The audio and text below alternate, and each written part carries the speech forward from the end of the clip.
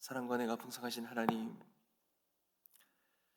늘 주님 앞에 부족하고 재만한 모습밖에 없지만 그러나 늘 우리를 부르시고 주님의 십자가 앞으로 그 걸어가신 주님, 그 십자가의 보혈의 은혜로 부르시는 그 하나님의 크신 은혜와 사랑을 우리가 찬양과 감사함을 드립니다.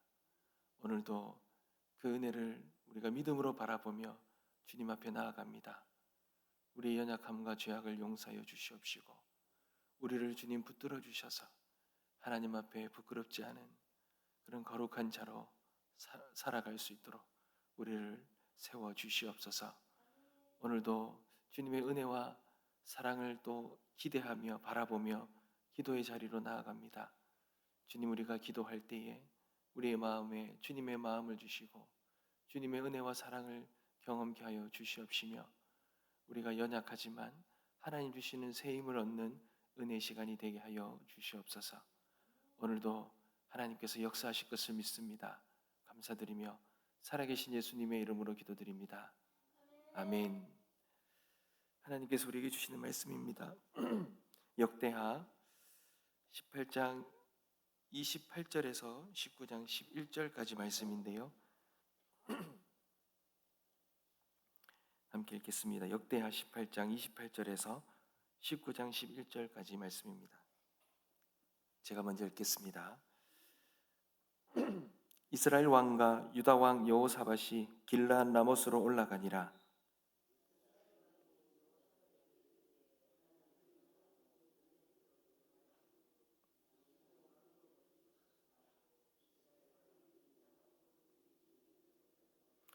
아람 왕이 그의 병거 지휘관들에게 이미 명령하여 이르기를 너희는 작은 자나 큰 자나 더불어 싸우지 말고 오직 이스라엘 왕하고만 싸우라 한지라.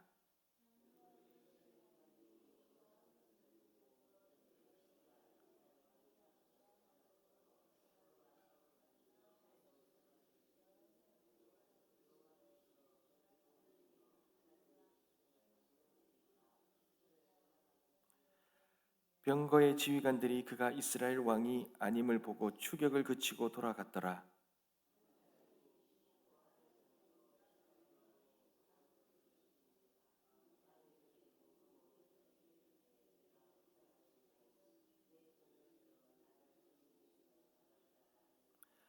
이날의 전쟁이 맹렬하였으므로 이스라엘 왕이 병거에서 겨우 지탱하며 저녁 때까지 아람 사람을 막다가 해가 질 즈음에 죽었더라.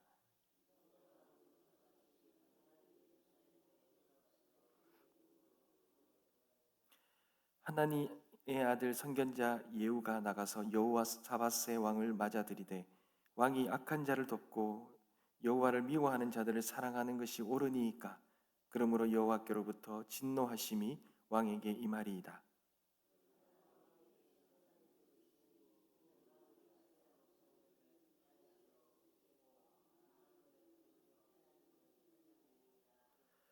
여호사밧이 예루살렘에 살더니 다시 나가서 브엘세바에서부터 에브라임 산지까지 민간이 두루 다니며 그들의 조상들의 하나님 여호와께로 돌아오게 하고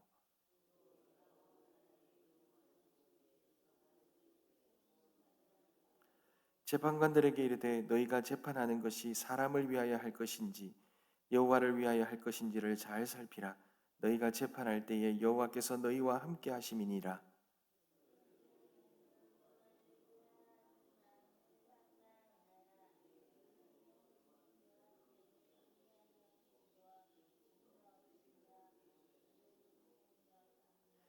여호사밧이 또 예루살렘에서 레위 사람들과 제사장들과 이스라엘 족장들 중에서 사람을 세워 여호와께 속한 일과 예루살렘 주민의 모든 송사를 재판하게 하고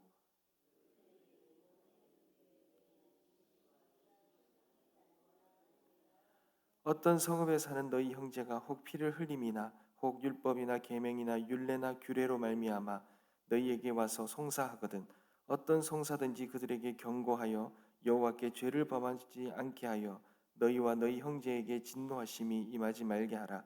너희가 이렇게 행하면 죄가 없으리라.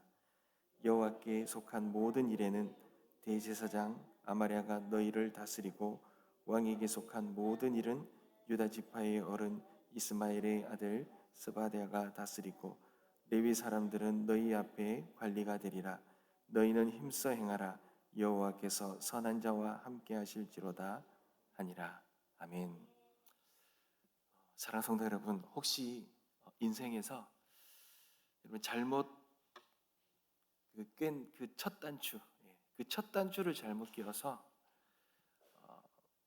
모든 것이 헝클어지고 다시 시작해야 되고 참 어려워지는 그런 경험들을 해본 적이 있으십니까? 선한 의도로 시작했지만 어느 순간에 가보니 엉뚱한 곳에 있는 자기 자신을 발견하는 것입니다. 그렇게 하려고 한 것이 아닌데 한 번의 잘못된 선택으로 인해서 깊은 후회와 이 자책감으로 빠졌던 그런 경험들을 말하는 것입니다. 여러분, 우리가 신앙생활도 마찬가지입니다. 여러분, 하나님 사랑하고 그분의 뜻대로 살고 싶지 않은 분이 어디 있겠습니까? 우리가 모두가 그런 삶을 살고 싶지만 그러나 참 단 한 번의 어떤 중요한 결정에서 무언가 이 한 번의 실수, 한 번의 실수로 인해서 모든 것을 잃어버릴 때가 있죠. 돌이킬 수 없는, 어떻게 보면 큰 잘못된 그 길을 걸어갔던, 그 선택을 했던 그런 순간이 있을 것입니다. 여러분, 우리가 지금 18장과 19절 말씀에 보는 이 유다의 임금 여호사밧 왕이 바로 그런 사람입니다. 여러분, 그는 누구보다 하나님 사랑했습니다. 그래서 나라의 이 우상을 제거하고 위대한 이 신앙의 이 부흥을 일으켰던 아주 그런 선한 왕이었습니다. 그런데 그에게도 그의 모든 그 신앙의 삶의 그 여정 속에 정말 씻을 수 없는 실책을 하는 순간이 있었습니다. 결정적인 수고가 있었어요. 여러분, 사람을 보고 하나님께 뜻을 묻지 않았던 이 여호사밧의 실책이 있었던 것입니다. 여러분, 북이스라엘의 악한 왕 아합이 결혼 동맹을 맺고 난 후에 함께 전쟁을 나가자라고 그렇게 손을 내밀었을 때 여호사밧이 너무 쉽게 결정해 버렸어요. 내가 왕과 같고 내 백성은 왕의 백성과 같다, 이렇게 대답해 버린 것입니다. 그러니 이 동맹에는 반드시 있어야 되는 이 하나님의 뜻을 묻는 절차를, 그렇게 하나님의 뜻을 묻는 기도의 자리를 놓쳐버린 것입니다. 그럼 그 결과가 어떠합니까? 참혹합니다. 아합의 꾀에 빠져서 이제 전쟁에 함께 나가지요. 오늘 18장 28절과 34절의 내용이 바로 그 내용입니다. 여호사밧은 왕의 옷을 입고 나갑니다. 근데 아합은요, 이 모든 상황들을 알았던 것 같아요. 그는 왕의 옷을 입지 않습니다. 그는 여호사밧이 왕의 옷을 입고 나가서 이 북이스라엘 왕이 이 여호사밧이 북이스라엘 왕인 것처럼 그렇게 속여서 그를 위태롭게 만들고 자신은 그 위태로움에서 벗어나려고, 자기를 보호하려고 그런 꾀를 쓴 거죠. 근데 실제로 북이스라엘 왕 아합 왕만을 치라는 명령을 받은 그 적군들이 이 여호사밧을 발견하고는 그를 이제 집중적으로 공격합니다. 그러자 이 죽음의 문턱까지 이르렀을 때, 여러분, 그 절체절명의 위기 속에 이 여호사밧이 하나님께 부르짖습니다. 여러분, 18장 31절인데요. 병거의 지휘관들이 여호사밧을 보고 이르되 이가 이스라엘 왕이라 하고 돌아서서 그와 싸우려 한즉 여호사밧이 소리를 지르매 여호와께서 그를 도우시며 하나님이 그들을 감동시키사 그를 떠나가게 하신지라. 하나님이 여호사밧의 이 부르짖음을 외면하지 않으시고 구원해 주셨어요. 참 하나님 앞에 이 참 중대한 실책을 했음에도 불구하고 하나님이 이 여호사밧에 대한 이 은혜는 잊지 않으셨던 것 같아요. 여러분, 하지만 하나님께 묻지 않은 이 동맹, 이 아합과의 동맹은 결국은 실패로 돌아가지요. 한 병사가 우연히 쏜 화살이 아합의 갑옷 솔기를 꿰뚫어서 이 아합이 죽고 맙니다. 여러분, 어떻게 보면 우연처럼 보입니다. 그러나 이는 앞서 말한 하나님의 말씀이 그대로 성취되는 그러한 순간이었던 것입니다. 사랑하는 성도 여러분, 이것이 우리에게 주는 아주 중요한 교훈이 있습니다. 여러분, 하나님께 묻지 않은 우리의 계획, 우리의 관계들, 우리의 사업들, 우리의 모든 결정들, 여러분, 마치 모래 위에 지은 집과 같다라는 거 여러분 잊지 마십시오. 당장은 화려해 보이고 당장은 잘 될 것 같고 당장은 무언가 이루어질 것 같아 보일지라도 여러분, 인생의 비바람이 불어닥치면 속절없이 무너져 내릴 수밖에 없는 것이 바로 우리의 이 인간의 생각이라는 것입니다. 여러분, 마치 선장의 항해일지를 무시하는 항해사와도 같은 거죠. 하나님의 말씀은 우리 인생의 항해일지와도 같습니다. 어디에 암초가 있고 어느 때 폭풍이 부는지 알려주는 어떻게 보면 생명의 기록입니다.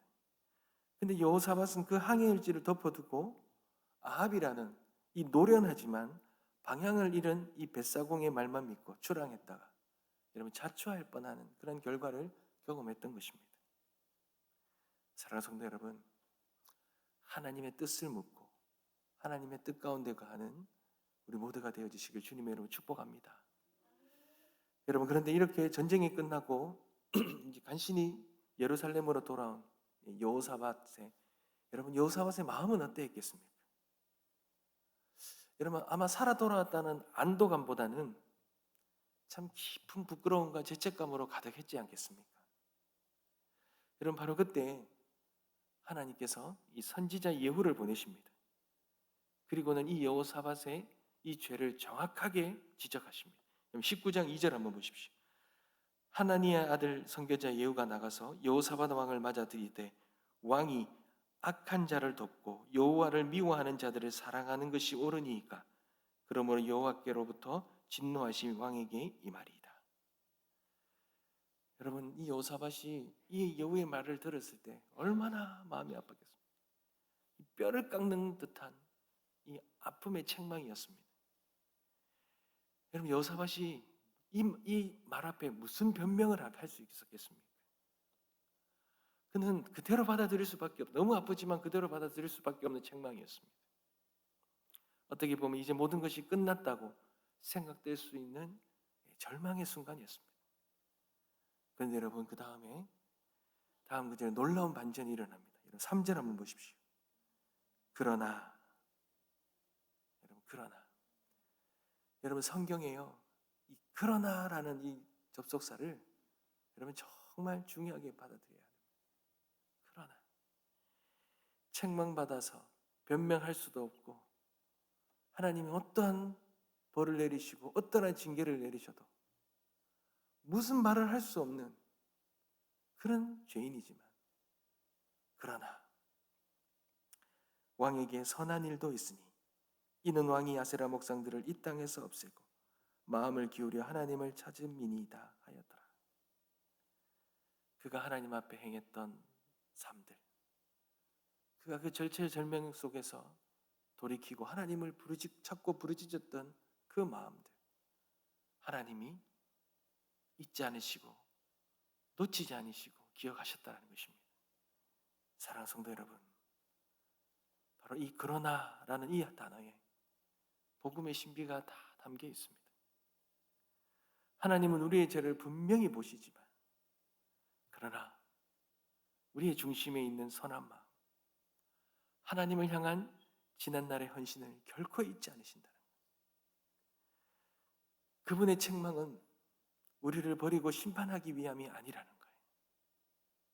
히브리서 12장 6절 말씀처럼 주께서 그 사랑하시는 자를 징계하시고 그가 받아들이시는 아들마다 채찍질하심이라. 그러니 이 징계는, 책망은 하나님의 그 사랑의 또 다른 표현인 것입니다. 여러분, 종양을 제거하는 의사처럼 여러분, 선지자 예후의 이 책망은 여호사밧의 영혼 깊숙이 자리 잡은 그 인간적인 관계라는 그것을 의지하려는 이 악한 종량을 드러내는 예리한 메스와도 같은 거예요. 여러분, 수술은 얼마나 고통스럽습니까? 얼마나 아픕니까? 그 아픔은 너무나 큰데, 근데 그 고통을 통해 생명을 얻는 것 아닙니까? 하나님의 말씀이 때로는 우리를 너무나 아프게 합니다. 우리의 이 죄악을 너무나도 적나라하게 드러내셔서 우리가 너무나 부끄럽고 고통스러울 때가 있습니다. 그러나 여러분, 그 고통과 그 아픔은 우리를 죽이는 독이 아니라 우리를 살리는 약이 되는 것을 믿으시기 바랍니다. 혹시 지금 하나님의 책망처럼 들리는 말씀 앞에서 우리가 서 있습니까? 그 말씀 때문에 우리가 너무 힘듭니까? 괴롭습니까? 그렇다면 기뻐하십시오. 그것은 하나님이 아직도 우리를 포기하지 않으셨다는 것입니다. 그 증거라는 거예요.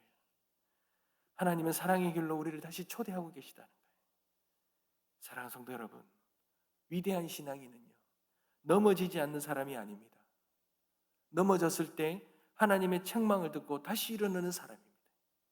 그 사람이 선한 사람이에요. 위대한 신앙인입니다. 내 뜻은 선했습니다. 나는 원래 그렇게 하려고 하지 않았습니다. 변명하거나 원망하지 않습니다. 오히려 그 하나님의 책망의 말씀 앞에 겸허히 엎드려져서 그리고 온전히 그의 삶을 돌이키는 자, 그런 자가 위대한 신앙인입니다. 여러분, 여호사밧을 보십시오. 회개하는 것에서 멈추지 않아요. 그냥 눈물과 함께 주저앉아 있지 않습니다. 그는 자리에서 일어나서 무너진 나라를 다시 세우기 시작합니다. 백성들 사이에 돌아다니면서 여호와께 돌아오자고, 여호와께 돌아가자고 그렇게 외쳤습니다. 모든 성읍의 재판관을 세우면서 이렇게 선포합니다. 6절 한번 보십시오. 재판관들에게 이르되 너희가 재판하는 것이 사람을 위하여 할 것인지 여호와를 위하여 할 것인지를 잘 살피라. 너희가 재판할 때에 여호와께서 너희와 함께 하심이니라. 여러분, 이 여호사밧이 다시 돌이키고 다시 회복될 때 여러분, 감정적인 것에만 멈추지 않았어요. 그는 삶의 모든 영역에서 하나님의 통치와 공의를 바로 세우고 있었습니다. 완전히 돌이키고 있었습니다. 야고보서 1장 22절 말씀처럼 그는 듣기만 하여 자신을 속이는 자가 아니라 말씀을 행하는 자가 되었다라 그럽니다. 여러분, 우리가 길을 잘못 들어섰으면, 잘못 길을 안내받아서 잘못 들어섰으면 아무리 많은 길을 갔다 하더라도 여러분, 핸들을 돌이켜 방향을 전환해야 되지 않습니까? 그동안 달려왔던 시간들이 아깝고 그러한 지금까지 달려왔던 이 기름이 아까워서 잘못된 길을 그냥 안타까워하면서 그냥 그대로 가서는 되지 않지 않습니까? 돌이켜야 합니다. 여러분, 여호사밧은 눈물로 멈추지 않았고 나라 전체의 방향을 하나님께로 돌리는 그런 개혁의 유턴을 했던 것입니다.